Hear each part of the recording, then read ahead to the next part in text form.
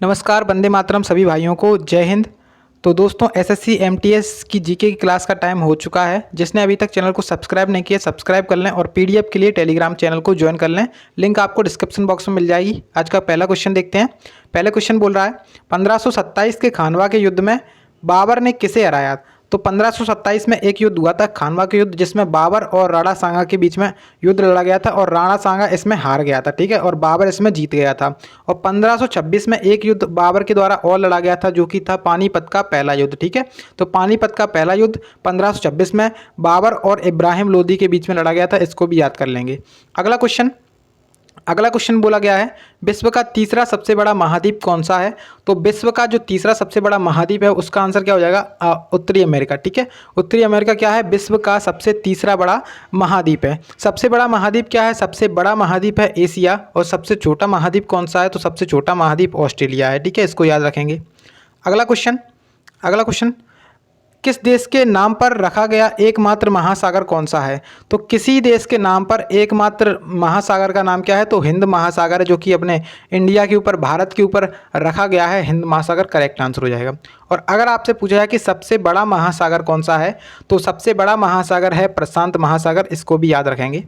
Next question पूछा गया है, एक वयस्क व्यक्ति के प्रति मिलीमीटर घन रक्त के आरबीसी की संख्या कितनी होती है। तो देखिए, जो एक वयस्क व्यक्ति होता है उसके प्रति मिलीमीटर घन में रक्त की आरबीसी की संख्या कितनी होती है, तो 50 लाख होती है। आंसर क्या हो जाएगा, ऑप्शन नंबर 4, 50 लाख एकदम करेक्ट आंसर है। अगला क्वेश्चन कहता है, यदि सूर्य की कोई किरण पृथ्वी पर नहीं पहुंचती है तो मनुष्य को किसकी कमी से पीड़ित हो जाता है। तो मनुष्य कौन सी विटामिन की कमी से, किसकी कमी से पीड़ित हो जाता है, तो विटामिन डी की कमी से क्या हो जाता है, पीड़ित हो जाता है, क्योंकि सूर्य से हमें विटामिन डी प्राप्त होती है। आपका आंसर हो जाएगा ऑप्शन नंबर 3। अगला क्वेश्चन देखते हैं। अगला क्वेश्चन आपसे पूछा गया है, न्यूनतम मजदूरी के लिए निम्न में से कौन सा एक गलत है। तो न्यूनतम मजदूरी के लिए आपका आंसर हो जाएगा यहाँ पे ऑप्शन नंबर पहला। इसमें बोला गया है, एक न्यूनतम वेतन नियम सभी अकुशल श्रमिकों को लाभ पहुँचाएगा। तो ये चीज़ यहाँ पे गलत है। तीनों को आप लोग पढ़ लीजिएगा, बहुत ही ज़्यादा महत्वपूर्ण है, इंपॉर्टेंट क्वेश्चन है। इसी तरीके से आपसे क्वेश्चन पूछे जाएंगे। अगला क्वेश्चन क्या कह रहा है, अगला क्वेश्चन आपसे कह रहा है कि इनमें से कौन सी एक ग्रीन हाउस गैस या ऐसी गैस है जो ओजोन परत को क्षति नहीं पहुंचाती है। तो ओजोन परत को क्षति ना पहुंचाने वाली गैस का नाम क्या है, यहाँ पे आपका ऑप्शन हो जाएगा ऑप्शन नंबर 3, यानी कि CHCl2F, ठीक है। आपका आंसर क्या हो जाएगा, CHCl2F यहाँ पे आंसर हो जाएगा।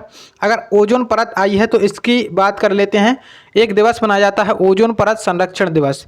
ओजोन परत संरक्षण दिवस बनाते हैं 16 सितंबर को, ठीक है।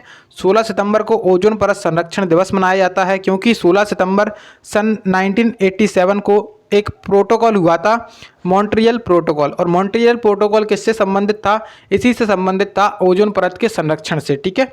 नेक्स्ट क्वेश्चन कहता है, निम्नलिखित में से कौन सा ग्रह सबसे गर्म है। तो कौन सा ग्रह सबसे गर्म है, तो आपका आंसर हो जाएगा शुक्र ग्रह। शुक्र ग्रह सबसे गर्म ग्रह है। और अगर आपसे पूछा जाता है कि सबसे बड़ा ग्रह कौन सा है, तो सबसे बड़ा ग्रह हो जाएगा बृहस्पति। और नीला ग्रह किसे कहते हैं, पृथ्वी को कहा जाता है, ठीक है। और वहीं आपसे पूछा है कि सबसे छोटा ग्रह कौन सा है, तो सबसे छोटा ग्रह हो जाएगा बुध। तो इस सभी को आप लोग याद रखेंगे। अगला क्वेश्चन आपसे क्या कह रहा है, अगला क्वेश्चन कह रहा है कि इनमें से कौन मुगल वंश का शासक नहीं है। तो इनमें से किसका संबंध मुगल वंश से नहीं है, तो आपका आंसर हो जाएगा शेर शाह सूरी। क्योंकि देखेंगे, जब आप जो शेर शाह सूरी है, ये सूर वंश का शासक था, सूर वंश का शासक था। इसने ग्रांड ट्रंक रोड यानी कि GT रोड का निर्माण करवाया था। GT रोड का निर्माण कराया था, इसको याद रखेंगे। हुमायूं किस वंश के शासक हैं, मुगल वंश के शासक हैं। अकबर भी मुगल वंश के शासक हैं।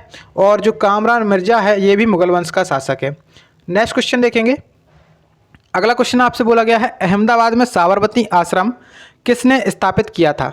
तो अहमदाबाद में जो साबरमती आश्रम है वो साबरमती नदी के किनारे पर स्थित है। और किसके द्वारा इसका निर्माण कराया गया था, स्थापित किया गया था, तो जो महात्मा गांधी थे, इनके द्वारा इसका निर्माण कराया गया था, यानी कि मोहनदास करमचंद गांधी के द्वारा निर्माण कराया गया था। अगला क्वेश्चन कह रहा है कि उत्प्रेरक की खोज किसने की थी। उत्प्रेरक की खोज किसके द्वारा की गई थी, बर्जेलियस के द्वारा की गई थी। ऑप्शन 2 करेक्ट आंसर हो जाएगा बर्जेलियस, ठीक है। बर्जेलियस के द्वारा उत्प्रेरक की खोज की गई थी। अब देखिए अगला क्वेश्चन कहता है, एक उत्तल लेंस की शक्ति का पता लगाएं यदि प्रतिबिंब लेंस से 20 सेंटीमीटर की दूरी पर बनता है जब वस्तु को लेंस के दूसरे पक्ष पर ऑप्टिकल केंद्र से 60 सेंटीमीटर की दूरी पर रखा गया है। तो आपको इसको सॉल्व करना पड़ेगा। इसका आंसर क्या है, आंसर मैं बता देता हूँ। आंसर है इसका 6.67 डायोप्टर। ठीक है, नेक्स्ट क्वेश्चन देखिए। अगला क्वेश्चन आपसे कह रहा है कि भौतिक मात्रा ऊष्मा क्षमता की इकाई क्या है। जो क्षमता है इसका एसआई मात्रक बताइए। इसका एसआई मात्रक क्या होता है? ऊष्मा क्षमता का एसआई मात्रक होता है जूल प्रति केल्विन। क्या होता है? जूल प्रति केल्विन। ऑप्शन 2 यहाँ पे आपका करेक्ट आंसर हो जाएगा। अगला क्वेश्चन आपसे कहता है किसी भी दोषी व्यक्ति को क्षमा, अनुदान या उसकी सजा को निलंबन या परिहार करने की शक्ति किसको प्राप्त है। तो अभी देखिएगा, जब आपके सामने कोई व्यक्ति है उसको अगर क्षमादान की शक्ति देनी है, मतलब क्षमा करना है, जैसे फांसी की सज़ा हो गई तो उसको भी कौन क्षमा कर सकता है?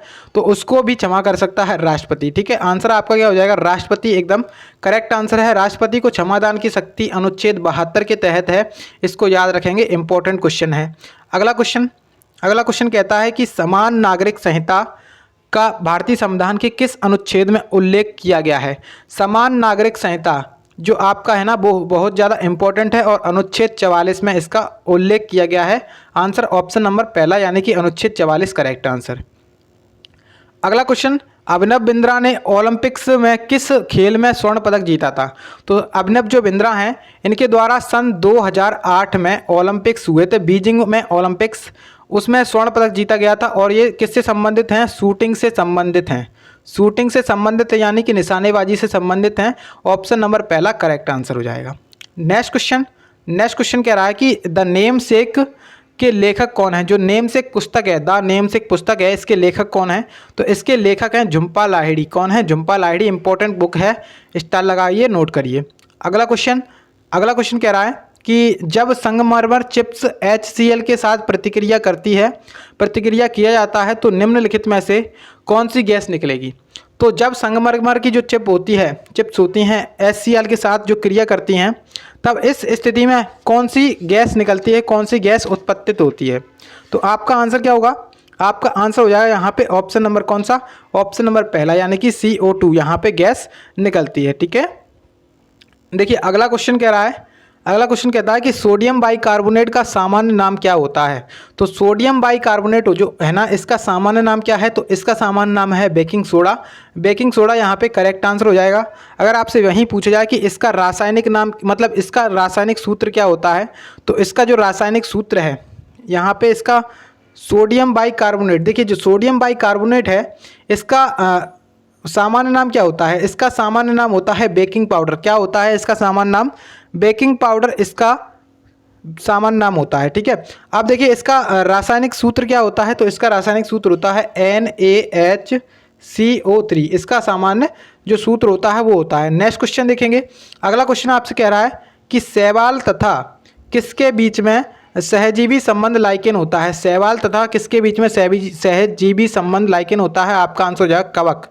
कवक इसका एकदम करेक्ट आंसर हो जाएगा। कवक क्या हो जाएगा? एकदम करेक्ट आंसर हो जाएगा। वीडियो अच्छी लगे लाइक करिएगा, चैनल को सब्सक्राइब कर लीजिएगा इसी प्रकार के वीडियोस के लिए।